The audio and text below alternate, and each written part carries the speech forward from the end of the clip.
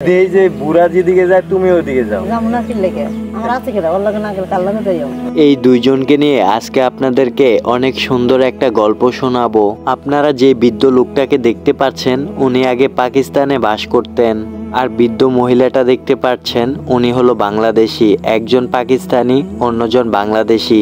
দুজনের প্রতি দুজনের ভালোবাসা জন্মায়। পাকিস্তানি বৃদ্ধ লোকটার বাংলাদেশে আপন কেউ নেই, তাহার ফ্যামিলির সবাই পাকিস্তানে। পাকিস্তানি বৃদ্ধ লোকটা যখন বাংলাদেশে আসে তখন তার বয়স ছিল 22 থেকে 24। ভালোবাসার টানে বাংলাদেশে এসে তার প্রিয় মানুষটিকে বিয়ে করে সীমাবদ্ধ হয়।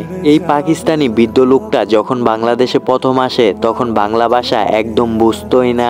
বাঙালিদের সাথে চলাফেরা করতে করতে এখন সে বাংলা ভাষা বুঝে এবং বলতেও পারে।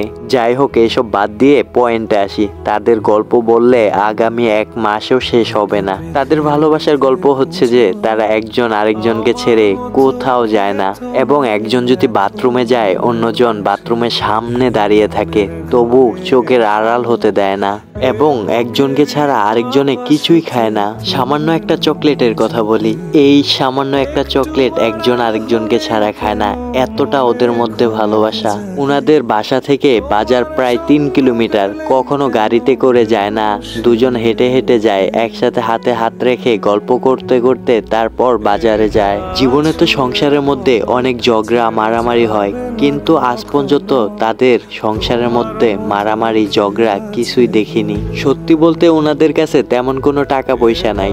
ওই দিন দেখি একটা চা নিছে, একজন খেয়ে আরেকজনকে দিছে।